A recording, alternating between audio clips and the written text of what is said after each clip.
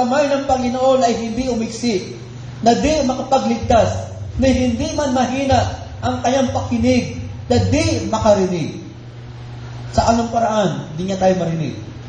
Verse 2, kundi pinapaghiwalay ng inyong mga kasamaan, kayo at ang inyong Diyos at ang inyong mga kasalanan ay siyang nagpakubli ng kanyang mukha sa inyo upang huwag siyang makinig. Yun pala, ang kasalanan pala ang dahilan, mga kapatid, para hindi tayo pakinggan ng Diyos. Ang kasalanan pala ang dahilan kung bakit hindi siya nakikinig sa ating mga dalangin.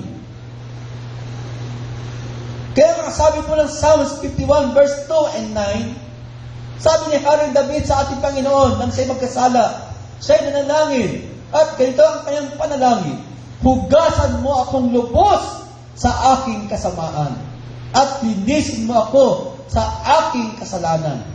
Ikumpli mo ang iyong mukha sa aking mga kasalanan, at pawiin mo ang aking lahat ng mga kasamaan. Hindi ka patatawarin ng Diyos sa iyong nagawang kasalanan kung hindi ka hihingi ng tawad sa Diyos. Amen? Amen? Minsan kasi ang Diyos para dating ginagawang tao. Di ba? Pag mayroong mga anak na nagkasala sa nanay, anong ginagawa ng mga anak? Pinapalamig lang yung kasalanan. Di ba? Walang patawaran. Maya-maya, nakikipagbitian na kay nanay. Nanay mo kasi yan eh. O tatay mo kasi yan eh. Kunting lambing lang, di ba? Kaya kahit hindi ka na humingi ng tawad, total si tatay naman, binati na ako. Okay na yun.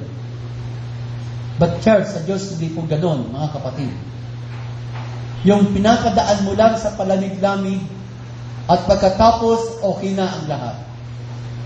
Kapag nagkasala ka sa Diyos, ang hinahanap ng Diyos ay magsisi ka sa iyong kasalanan.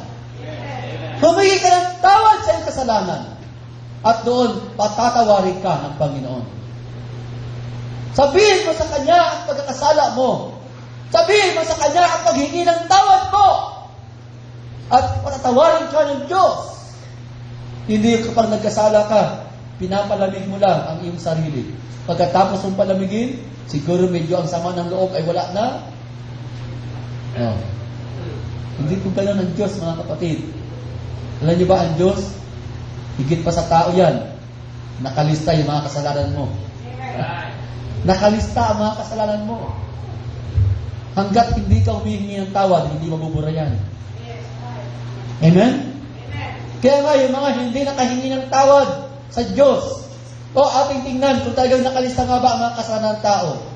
Sa Revelation, mga kapatid, Revelation chapter 20, sabi dito, sa verse 11, at nakita ko ang isang malaking luklukan, maputi, at ang nakaluklok doon na sa kanyang harapan, ang lupa at ang langit ay tumakas, at walang nasumpungang kalalagyan nila. At nakita ko ang mga patay na ito, mga kapatid, malalaki at maliliit, na nakatayo sa harapan ng luklukan, at nabuksan ang mga aklat. Ano ba yung aklat na ito? At nabuksan ang ibang aklat, na siyang aklat ng buhay, at ang mga patay ay hinatulan ayon sa mga bagay na nasusulat sa mga aklat ayon sa kanilang mga gawa. Nakasulat pala. Ang sabi ng Biblia, ang kabayaran ng kasalanan ay kamatayan. Ang akala ng tao, kapag siya'y namatay na, nakalusot na siya sa kanyang kasalanan. Hindi niya alam, yung kanyang mga kasalanan ay nakalistayan sa Diyos. At sa araw ng paghuhukom, muli siyang bubuhayin ng Diyos para harapin niya ang mga kasalanan kanyang nagawa. Hindi niya ito mga takasan. Pero bakit ang mga anak ng Diyos ay hindi na humarap sa aklat na ito? Bakit?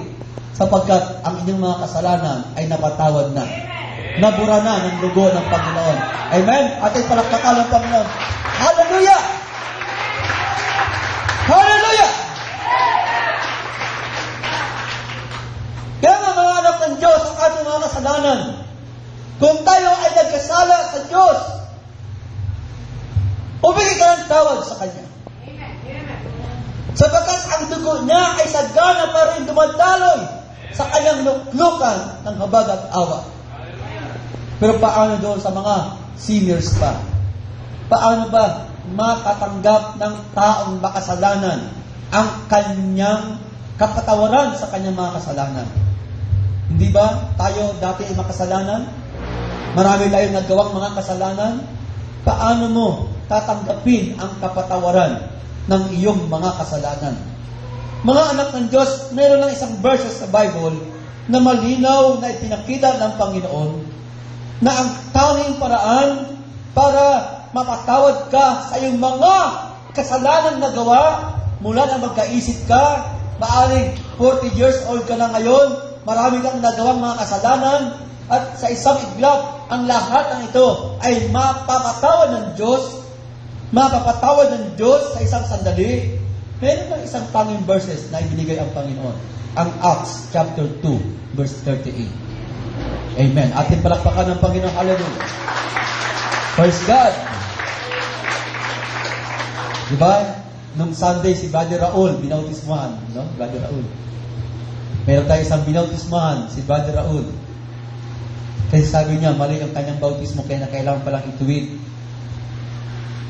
At sinabi sa kanya ni Pedro, magsisi kayo at pangagbautismo ang bawat isa sa inyo sa pangalan ni Hesukristo sa ikapagpapatawad ng inyong mga kasalanan at tatanggapin ninyo ang kaloob ng Espiritu Santo.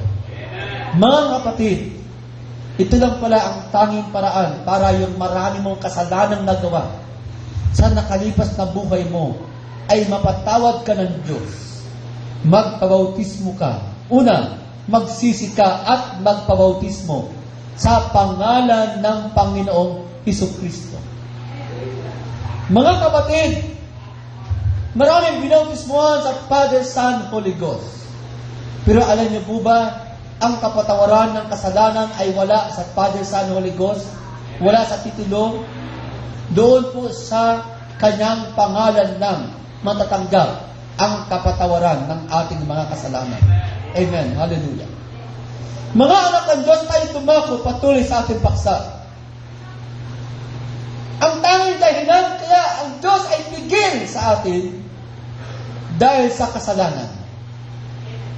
Pero alam niyo po ba mga anak ng Diyos, kung sa ating mga tahanan lang ay magagawa natin lagi na sa tuwing tayo ay magkakasala, bago matulog, humingi ng tawad sa Diyos. Amen? Manalangin ng makalangit na panalangin na agaya ng panalangin binigay ng ating Panginoon. Ang Matthew chapter 6, verse 9. Manalangin kayo ng ganong kasi ng panalangin. Spiritual na panalangin, mataas na panalangin na may kinalaman sa inyong kaluluwa. Paano kayo tumibay, maging matatag, pag ang tukso ay dumating, paano mo ito malalagpasan? Paano mo ito mapagtatagumpayan? Paano ang kaharian ng Diyos ay maghari sa buhay mo? Paano ang salita niya ay patuloy na dumaloy sa iyong buhay? Mga kapatid, ipag-pray mo ito sa Diyos. Ipag-pray mo ang iyong kaluluwa na lagi kang lumakas sa araw-araw. Mga anak ng Diyos, ang daming sibat po ng kaaway ang nakaabang sa atin lagi. Amen? Isipin nyo, mga anak ng Diyos, hindi lang po 1,000 sibat yan, 1,000,000 sibat yan. Paano ka makakaiwas dyan? Paano ka makakailag dyan? Ang ikalawang panalangin, mga anak ng Diyos, sa Ephesians chapter 6, verse 18-19, na magsipanalangin kayo sa Espiritu ng lahat ng panalangin at daing sa buong panahon, at magpuyat sa buong katiyagaan at daing na patungkol sa lahat ng mga banal. Nag-pray ka para sa iyong sarili, sa ikatitibay mo, sa ikalalago mo pa, sa ikalalakas mo pa. I-pray mo ang iyong kaluluwa, mga kapatid, para ito magtagumpay sa mga